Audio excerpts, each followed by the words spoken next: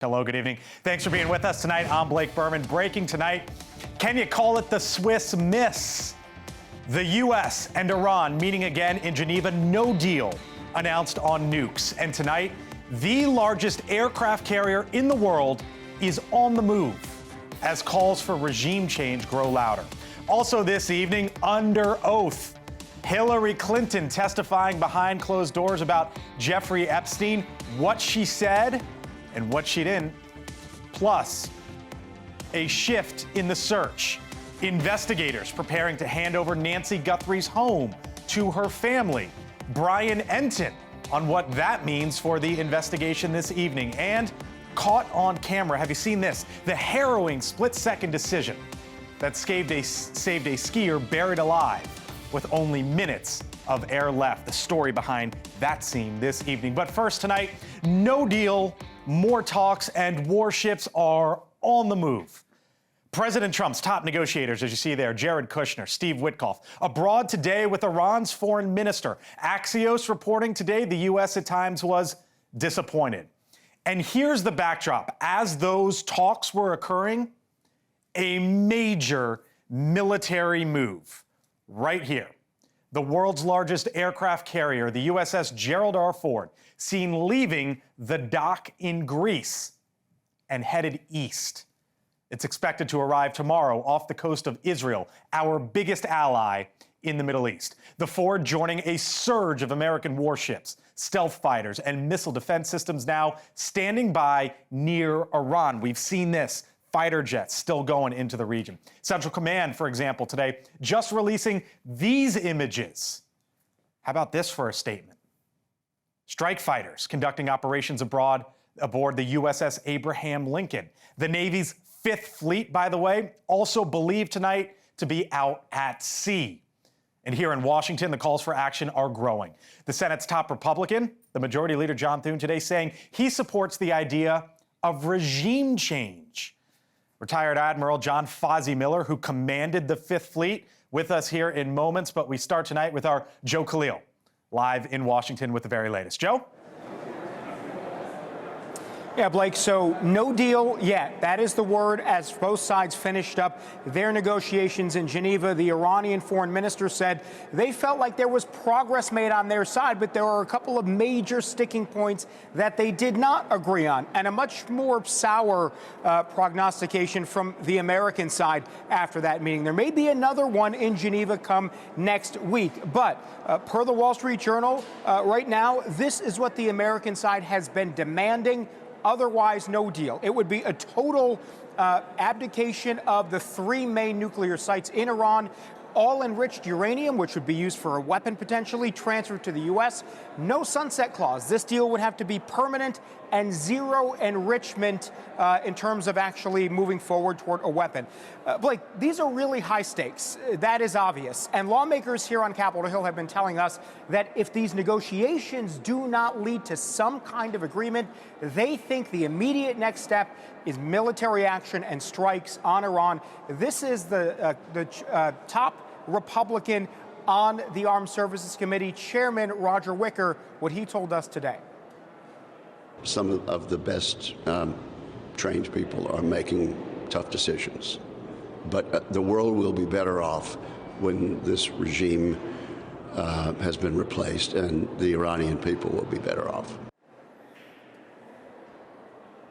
And what we heard from several Democrats today, Blake, is they still don't feel like President Trump has made the case to Congress nor to the American public about why military strikes in Iran would be in the American interest and what the goals of those strikes would be. Joe Khalil, live for us tonight up on Capitol Hill. Joe K., thank you. With us now, Admiral John Fozzie Miller, former commander, U.S. Naval Forces Central Command. Admiral, thanks for being with us tonight. We spoke 8 days ago. You told me then it was important to move into a position just in case negotiations break down. It didn't sound like they went all that well today. So where do you think we are tonight? Well, it didn't sound, and thanks for having me, Blake. It didn't sound like the negotiations today went as well as anybody would like to see. So it is a good thing that we have pre-positioned forces in the region and near the region in case we don't make any progress on the negotiations in the next couple of days. we're ready to strike if that becomes the decision the president makes. You think, I just heard you say next couple of days, you think there's the possibility, I stress possibility, but possibility that there could be some action here in the next couple of days? Well, I think it's especially important for Iran to understand this, but we all should understand that when the president gave a timeline back in June, he exceeded that timeline. He beat the timeline. So he gave him a certain number of days. And before that number of days had expired, we'd already conducted Operation Midnight Hammer. So I think it would be important for the Iranians to understand if they don't negotiate in good faith, and it doesn't appear that they really are willing to move on the nuclear issue, then the result is likely to be military action by the United States. Here's what I noticed today, and I want to show, you know the map, obviously, Admiral, but for our audience here on News Nation or those listening to us on Sirius XM, this is Crete off the coast of Greece. And here's Haifa, Israel. This is 525 nautical miles, give or take, Admiral, somewhere in the area between the Greek island there and our strongest ally in the Middle East, the USS Gerald R. Ford, is expected to dock there. When you do the math, Admiral, it means it takes about 17 hours to go from here to there, which means the USS Gerald R. Ford could be off the coast of Israel in about 10 hours' time or so. What do you make of what we saw today, leaving Greece and it possibly being there off the coast of Israel shortly? Well, anytime we're going to conduct military action, obviously you put all the pieces in place prior to doing so. And this is just another one of those steps in terms of getting ready for it. So great that the Ford had a chance to get into Greece and to get some liberty for the crew. But now it's potentially time to go to work. So once they're underway, they don't have to get all the way to the Eastern Mediterranean. They just have to, every mile they move closer to the target is a mile less they have to travel when the planes go. So I think it's prudent to keep them moving and have them on station and ready. You're striking a slightly different tone than when we talked to you last week, and rightfully so, because obviously it's a week closer. There have been more talks and all that. I see the Fifth Fleet on the move, which you commanded. You know this better than anyone, or as well as anyone, Admiral. What does it mean tonight that the Fifth Fleet, which had been, according to satellite imagery, docked, and it's no longer docked? Well, the Navy is an organization that has contingencies for its contingencies. And so there are a number of places from which the Fifth Fleet commander can command and control his forces. Right there in Manama, Bahrain, in the home port, the home of Fifth Fleet, is one of them, but there are many other places as well. Where do you think they might be tonight? In an undisclosed location. Okay, fair enough, sir. On that note, we'll leave it there, obviously. Admiral Fawzi Miller with us tonight. I have no doubt we'll talk to you again soon. Thank you, sir. Thank you. I don't know how many times I had to say I did not know Jeffrey Epstein. I never went to his island. Hillary Clinton just moments ago tonight, after wrapping up her closed-door testimony on Jeffrey Epstein, the former First Lady, former Secretary of State, testifying for hours behind closed doors, despite denying ever meeting with Epstein. Her husband, of course, the former President Bill Clinton, has been linked to Epstein in the past, but neither Clinton has been accused of any wrongdoing in the case. The House Oversight Committee Chairman James Comer also spoke after Clinton's testimony today. Number of times that she said, "I don't know, you'll have to ask my husband," was more than a dozen. All right, at that scene moments ago, Jessica Cartalia live in Chappaqua, home to the Clintons. Jessica, I thought it was fascinating that Congress went to them, right? After all, we are talking about a former president. But Hillary Clinton coming out before the cameras, that was new, I think, for everyone this evening. Yeah, you should have seen it here right along this stretch of media. Like, everybody went running when they said she's about to speak, and everyone went, she, meaning Hillary. After about 7 hours, she came right outside. She addressed.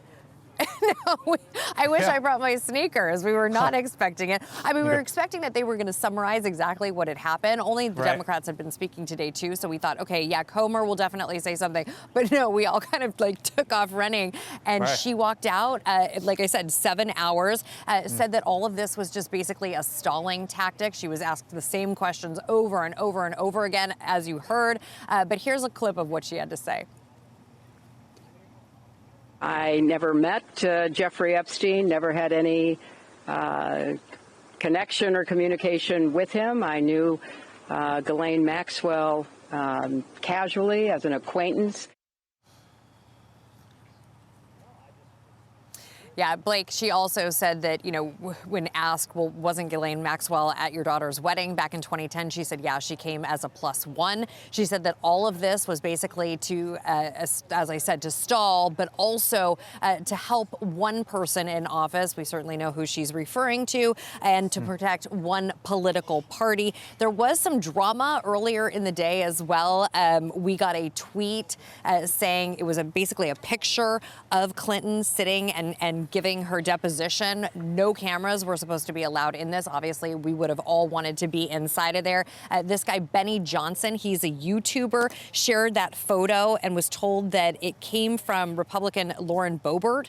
She was later escorted out of that hearing, but then later she walked back in with a child. So she's saying basically she went to pick up her child. However, it was very interesting that she was walked out shortly after this all went down. So again, all of this is part of this congressional investigation. We're expecting to hear from the former president tomorrow.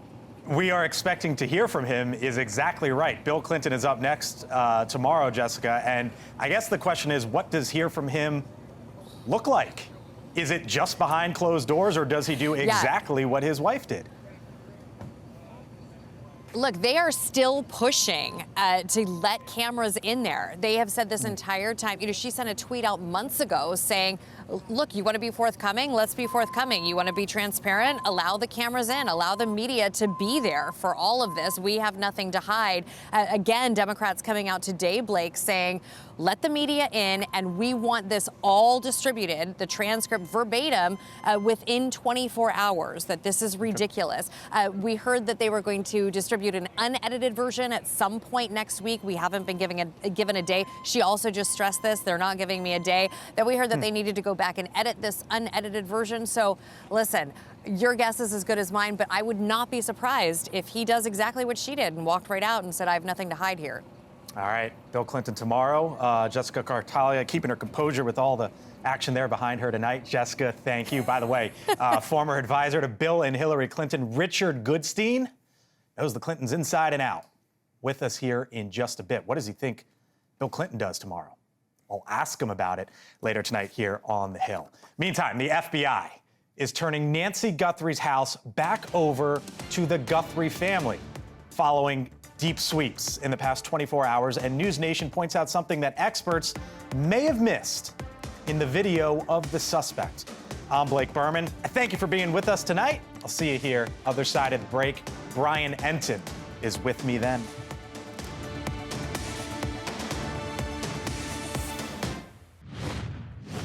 .418 in Tucson, Arizona this evening. Live look now at the home of Nancy Guthrie, 26 days after her disappearance. The FBI is now apparently preparing to turn the home over to her family as that investigation continues. It comes just a day after reporters saw a flurry of activity at the home as investigators came in and stayed for several hours. Our Brian Enton on the scene. Once again, Brian, you witnessed that yesterday, and then today we're getting these reports of possibly the FBI giving the home back. What do we know? Yeah, it seems that that's what's beginning to happen here. At least they're starting the process of that. This video is from yesterday. Obviously, we saw the feds, and I've confirmed it was actually a prosecutor who was also out there and a Pima County homicide detective. It seems like maybe they were just getting their last look at the house officially before turning it back over to the Guthrie family. It has not been turned over yet. The sheriff's office is still here right now, but we have a new video today that there have been like contractors at the house coming and going and installing new security cameras at the house, which is interesting. They're actually still up on the roof right now. They've been working on that for the last couple of hours. There was also another Jeep that showed up and kind of went close to the garage. And there was someone who looked like they didn't really want to be on camera, kind of like ducking low. So there's been people coming and going today. And the reports are coming from NBC News sourcing. They're saying they have sources saying this. And of course, anytime NBC reports something, you have to remember Savannah Guthrie works there. So we kind of pay close attention to those reports. They're the ones saying that the sheriff is getting ready to turn the house back over to the Guthrie family. And there are also reports that Savannah Guthrie may actually be preparing to leave Arizona and go back to New York City in the coming days. What does that say, Brian, for this phase of the investigation? Because obviously Nancy Guthrie has not been located, so the investigation is still wide open and active, but yet turning over the home, which is the initial crime scene. Yeah, I mean, look, it has been 25 days. I think the bigger issue is when they took down the crime scene tape like just a couple of days after. Obviously, that was a big problem because then the FBI came back to reprocess it. But at this point, you know, the FBI did a very, very deep processing of the scene. We saw that happen. It's been 25 days. I do think at some point, they may not just need to have it closed off anymore. And that doesn't mean that anyone's going to be going in or out of the property. But I'm sure, the resources of the deputies being outside all the time, it seems like at this point they're just ready to, to end that and give it back to the family. So now that we were talking at this time last night, Brian, about who may have gone into the house. Why did they go into the house? Who was in the vehicle? All those questions. And now you tell us tonight that it was indeed a prosecutor. You cover these kinds of cases all the time. What does that tell you, that they sent a prosecutor into the home? Yeah, and 3+ weeks in. Yeah, and there were a couple of them. What it tells me, I mean, it's not unusual for prosecutors to be at a crime scene or to look at a crime scene. It's kind of interesting since there are no suspects and there's no criminal case that has started yet. But Right. my sense is because it seems they are getting ready to turn the house back over to the family, this was kind of like the last chance to, if anybody within the law enforcement community thought they may need to see it, whether it be someone from the FBI or, there were some homicide detectives out here yesterday, or prosecutors. It seems like they were just sort of taking, advantage of this last moment before it officially gets turned back over. All right, Brian Enton live for us, of course, once again in Arizona tonight. Brian, thank you. By the way, this Saturday, as part of News Nation's continuing special coverage, Brian is hosting Missing, the Nancy Guthrie Mystery, live on the ground from outside her home in Tucson. Brian will take your calls live, answer your questions about the case. Hope you tune in Saturday evening right here on News Nation, 6 o'clock out there in Arizona, 8 o'clock Eastern. Well, still to come tonight, Hillary Clinton says she doesn't remember meeting Jeffrey Epstein. She calls out Republicans for what she believes is a politically motivated investigation. Her former advisor with us on the other side of the break, plus a daring rescue caught on camera. You okay? Oh, You okay? hold on for a second. Can you get his skis off, dude?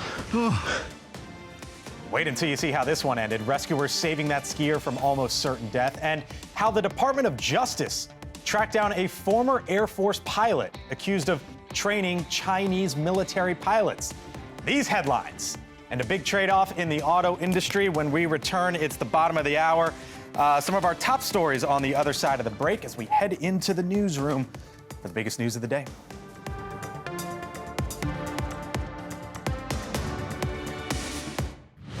.628 here on the East Coast. It's approaching the bottom of the hour. Some of the top stories coming into our newsroom tonight is there is no deal as a result of today's nuclear talks with Iran. Negotiators say the meetings were productive, but the special envoy Steve Witkoff and Jared Kushner reportedly left the negotiating table disappointed, at least at points. The talks expected to continue next week. Meantime, as all this was happening, that thing right there, the USS Gerald R. Ford, the biggest aircraft carrier in the world, continues its march into the region, making its way from Greece, headed to Israel now, to be in place if the talks fall through. From our affiliate, WFRV in Green Bay, Wisconsin, back here at home, the Vice President, J.D. Vance, traveling to the Badger State today to sell the Trump administration's agenda ahead of the midterms. The VP speaking at a manufacturing facility in Plover, which is Wisconsin's Republican-controlled 3rd Congressional District. Democrats are trying to flip that district. During his appearance, he was asked about those AI data centers that are popping up in communities across the country and are blamed for rising electricity prices. If you build a data center, for example, you can just build a power plant right next door. What I think we ought to be working towards is you build those data centers and electricity costs come down for American citizens instead of going up for American citizens. The data centers can afford it. He threw his support in general behind data centers, saying they're important to maintain U.S. dominance over China.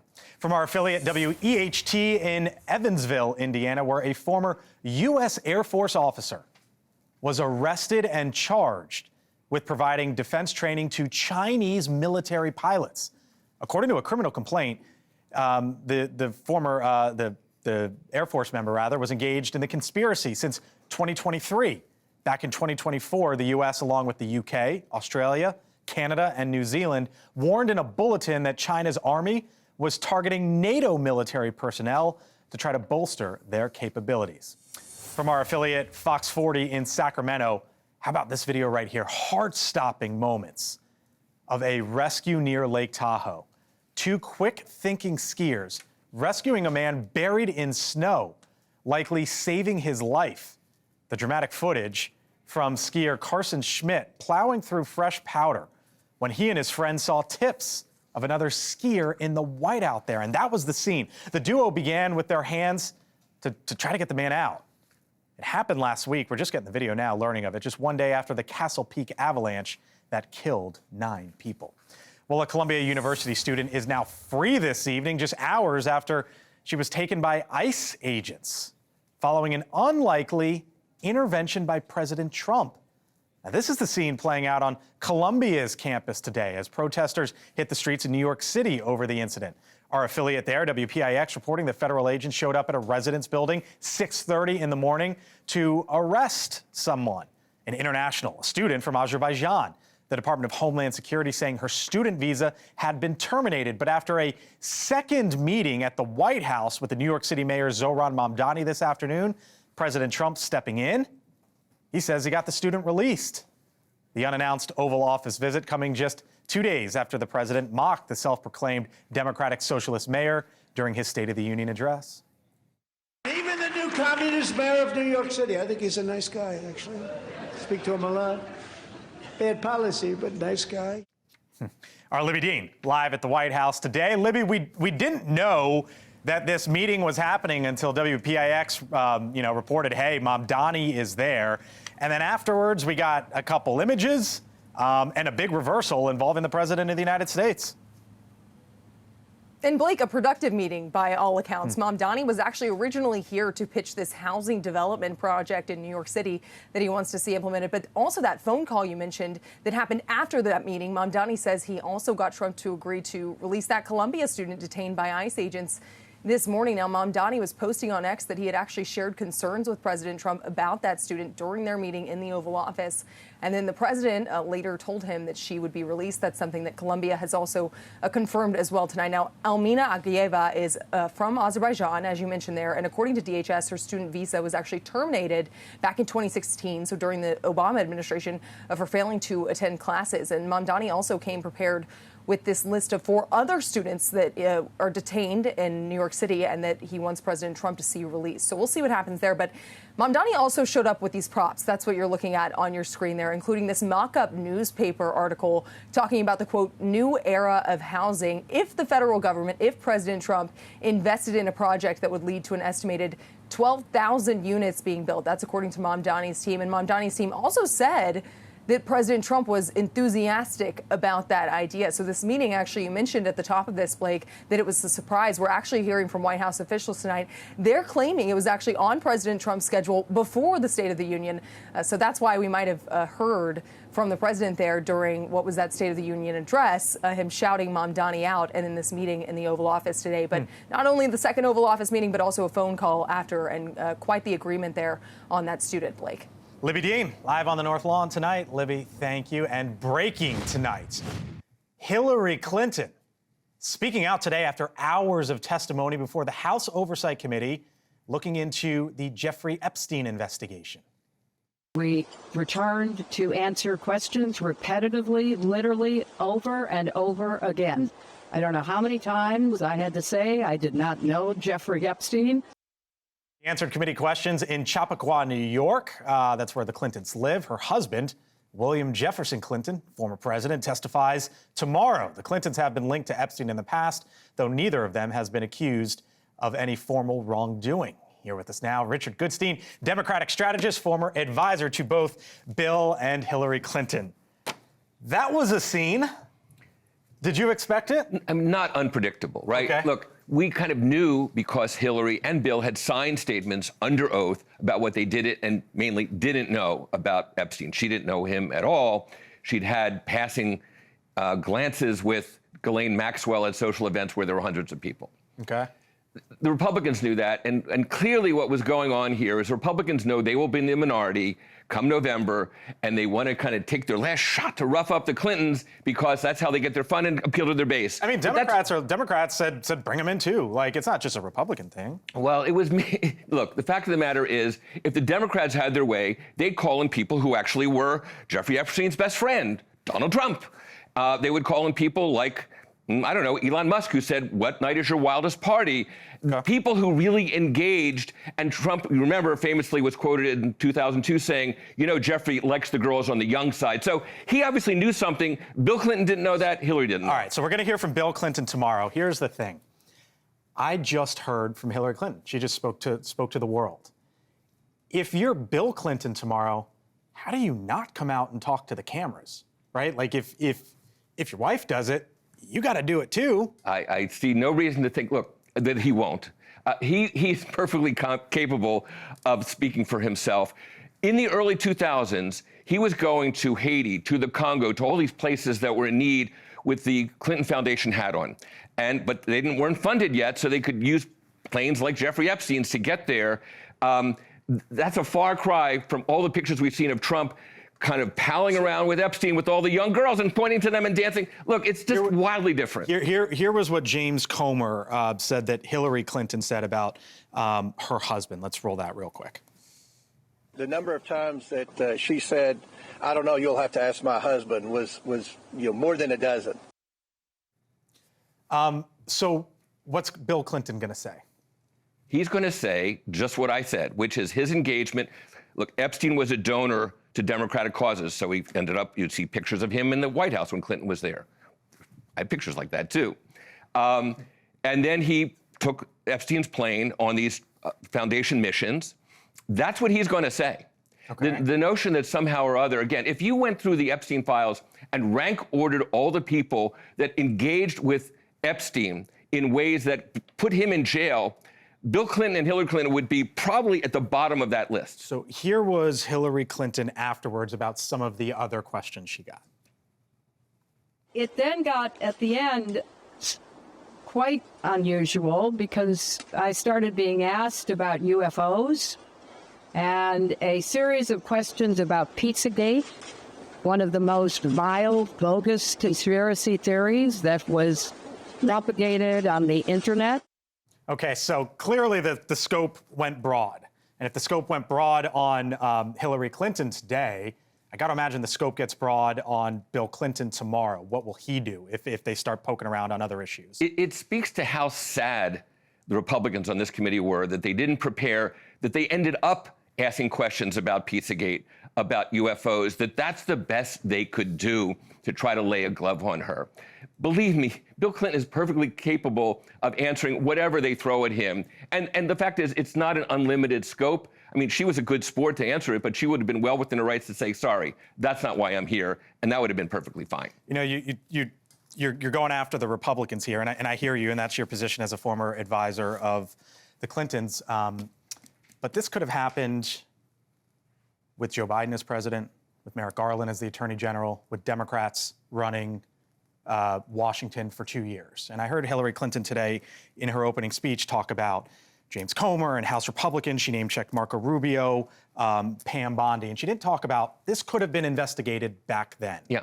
So the short answer is people ascribe to the Biden Justice Department or Justice Departments before him the venality that we're seeing out of the current Justice Department. Like, Trump is using this Justice Department in a way that no president has ever used a Justice Department before. So to say, well, they could have done it too, the fact of the matter is, so long as the Ghislaine Maxwell appeal was live, which was true until 2025, until Trump became president, the Justice Department couldn't have released these documents. That would have been against their rules. So, and to have devoted the resources it would have taken to go through 6 million documents, that would have been an unwise kind of choice for them. All right, we'll leave it there. Richard Goodstein, thanks for having me, Blake. Appreciate it. By the way, speaking of the number, if you stacked all the 6 million pages of the Epstein files, it would be the same height as two Eiffel Towers. Consider that. That's how tall, that's how many documents there are to go through this. All right, still to come tonight. One major auto company puts the brake on bonuses. It's one of the big stories across the Midwest tonight. Plus, is this proof that the policies that are coming out of this town are hurting auto workers and hardworking Americans? One of the big stories in the Midwest on the other side of the break.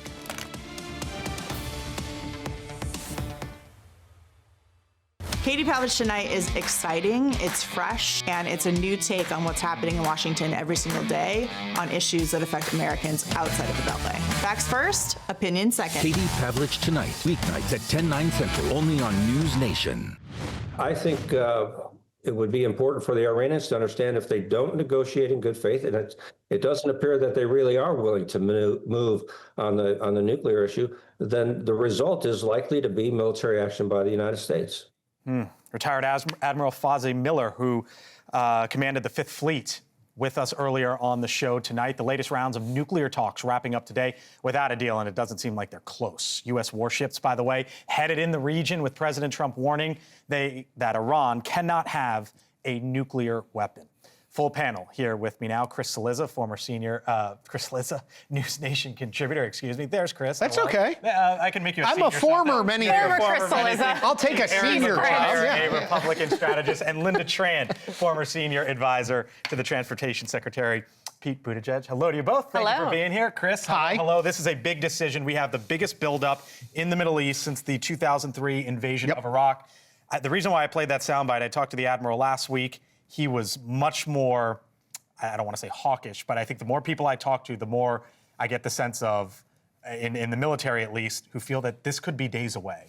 So it's interesting. They ended talks today in Geneva with an agreement that they'd talk next week. Now, I don't know that that precludes, it's Donald Trump. I'm not sure that he's like, well, they agreed that they talk in a week, so we can't do anything. But I didn't know what to make of that, because again, my thing is, if you're going to put all of what we have put in that region, it doesn't, I know some people say, well, it just strengthens our diplomatic hand. It does, but I think Donald Trump is a big believer in strength and toughness, and I'm not sure you move everybody over there just to get a handshake deal that the Iranians, by the way, have gone back on a zillion times in the past. Seen Venezuela, what happened there. It's like, why not believe? Or Iran before. Or Iran before. Do you think that's where we are this evening, as you got the Ford on the move off the coast of Israel, you got the Abraham Lincoln southeast of Iran, and the biggest buildup in 20-something years? First and foremost, I have a friend whose husband is deployed on one of those vessels right now, so my ultimate thoughts and prayers and hope goes to every member of the military that is now out there serving. That is an incredibly tough job that I'm thankful that they do for our nation. The president is not anybody other than FAFO, right? F around and find out, right? Yeah. This is not a president who wants to play games, and is not one that is encouraging it. They've come to the table multiple times on nuclear talks with Iran. And the big red line, as much as everybody hates the word red line because we all go back to the Obama era about what will or will not trigger a next action, is that they cannot have the ability for nuclear proliferation. And Iran right now is sitting here saying, well, we want it for energy capabilities. But when has Iran ever been an actual honest actor? They've given us no ability to give credence to their credibility in their argument. So unless they are willing to come to the table, and Trump has been very clear that they do not have the ability for nuclear enrichment and proliferation, they will see what the United States can do. And I fully believe that the president is ready at any moment to act. So then is this the moment? When you look at the history, the many decades history, is this the possible moment here, Linda? I mean, I'm the eternal optimist. You know this about me. And so I like to think about the fact that talks continue,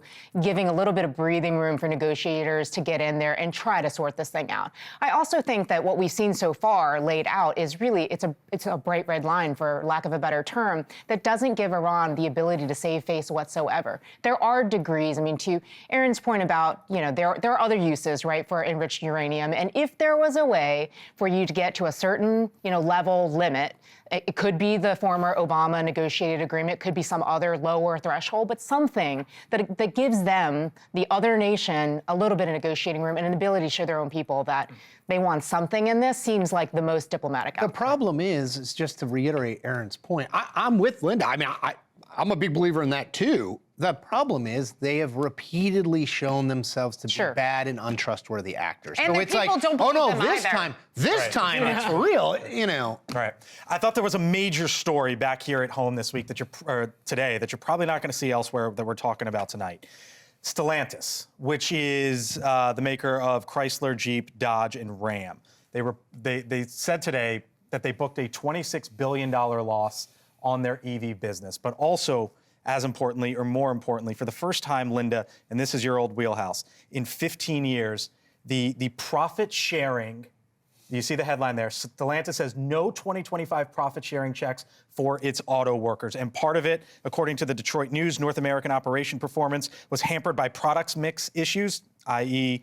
Electric vehicles, the high costs of tariffs, warranty costs, and increased vehicle incentive spending. The bottom line, when you talk about EV policy that Democrats talked about for a decade and the tariffs that Republicans have talked about for a year, is this a case of Washington on both sides failing American workers? I wouldn't say it's Washington on both sides. I'm not surprised to hear this. I mean, you're pro-EV, but I just heard from Stellantis that the $20-something billion loss on this. So let's break it down a little bit. Okay. So on the tariff side of things, it's very obvious, right, that all of the automakers in a united way have talked about how much more it's costing them to manufacture vehicles. That obviously then has a waterfall effect into what kinds of vehicles they're able to produce, what pricing they put into the vehicles that the people purchase, and so that's going to have an impact. Let's put that aside for a second. On the EV side of things, it's not as if it's in a vacuum that sales on EVs have gone down. This administration, from its first days in office, decided to kneecap the various policies that the previous administration put in place that incentivized EV purchases. Okay. So where these automakers, not just Stellantis, but also Ford and GM, whom also have seen really significant write-downs, not to the tune of $26.3 billion, Right. but significant losses, they invested in these areas thinking that there were going to be these consumer incentives. Your side of the aisle will call those subsidies, I guess. But what is on both sides, have they failed Detroit?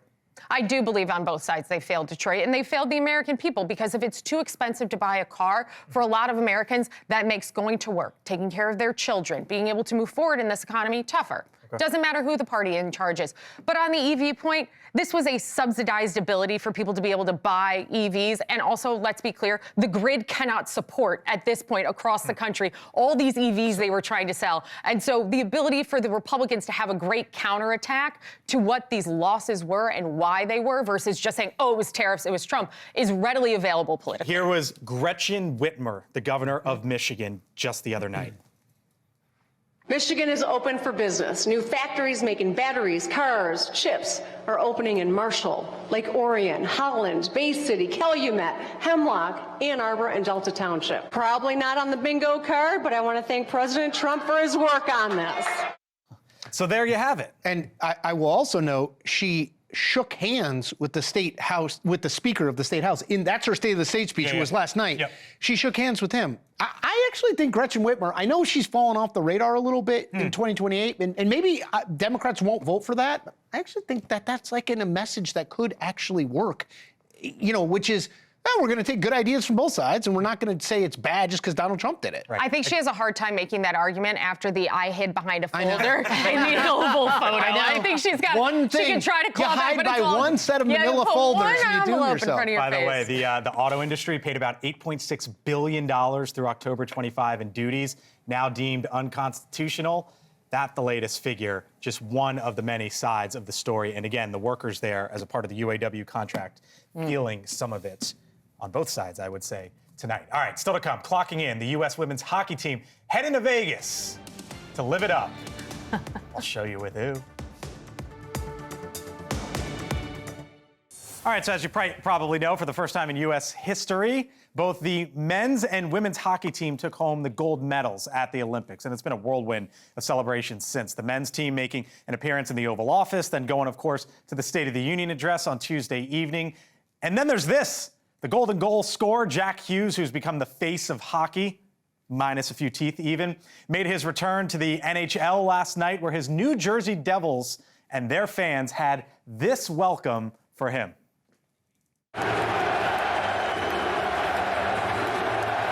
I'm so proud and I'm so happy that the men's and women's USA hockey teams brought gold medals back to the United States of America. You heard him mention there the men's and women's team. And speaking of his fellow gold medalists on the ice, the women's team said they had to decline their invite to the State of the Union, but they RSVP'd yes to another celebration from someone also famous for a shiny round object draped around his neck. Flavor Flav, roll it. Hey, yo, Hillary Knight and the women's hockey team. I know y'all got my invite to come to Vegas. We're gonna throw a big party, you know what I'm saying, one night, and all Olympians are invited to come to this party. Flavor Flav in full effect. Let's get down, all right? Support women's sports. My impersonation, not a gold medal winning impersonation, but you get the idea. The gold medal winning team reportedly accepted the invitation. The party going down in Vegas this July. Congratulations to all. I thank you so much for being with us tonight here on The Hill. I'm Blake Burman. I hope you have a good one. I hand it over right now to Elizabeth Vargas, who starts now.